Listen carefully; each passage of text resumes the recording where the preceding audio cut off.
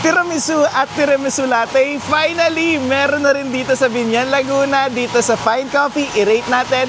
Let's go! Hi mga Diwals! So, andito na naman tayo sa bagong bukas na coffee shop dito lang sa Binyan, Laguna. And ito ang Fine Coffee.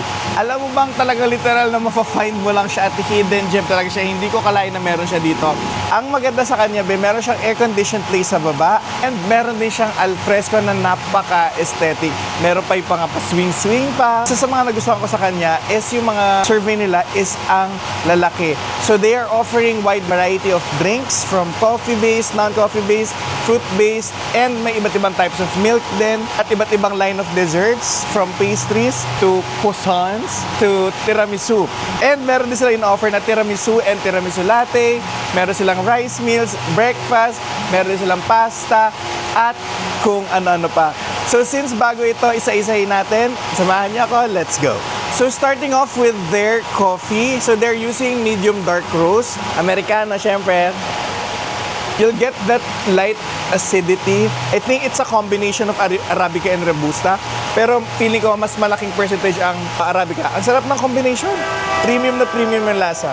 Bigyan ko ng 10 out of 10 to. Ang ganda ng combination ng beans. And ito ang isa sa pinaka-nagustuhan ko. Napakaganda. Parang beer. Ito yung sea salt latte nila. Oh my God, pinakamasarap na sea salt latte na tikmuhan ko to. Daming salt na nilagay na binabalansi yung pagiging sobrang sweet ng pinaka-cream. Yung whipped cream niya is may sugar na halo. So nag-aagaw, tamis at saka alat yung pinaka-cream. And then yung coffee, I swear, tikman nyo, ang sarap. Oh my God, 1,000,000 perfect over 10. And ito isa sa mga special drinks nila is yung sweet strawberry cheesecake nila. Tikman natin. Nilagyan nila ng fresh strawberries doon sa pinaka-blend. Ang sarap. If you're looking for that fresh strawberry na lasa ng blended drink, this is for you. And then meron tartiness and sweetness coming from the cheesecake or cream cheese sa paligid. And then yung light texture na nabibigay ng pinaka-whipped cream balances out everything. Ang sarap, 10 out of 10. And ito na yung mga tiramisu. Meron sila ng classic, meron silang ube, and meron silang matcha. Hindi ko talaga magets yung trend dito nung una. Sabi ko, para saan? Ano? Pero, nung natikman ko na siya, for example, umpisahan natin dito sa tiramisu na to. Sobrang sarap ng tiramisu niya.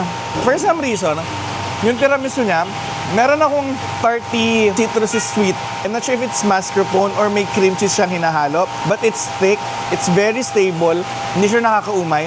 Perfectly goes well siya dito sa pinaka-latte niya sa baba. 10 out of 10 sa akin to. Next is their appetizer. Meron silang nachos and meron silang fries.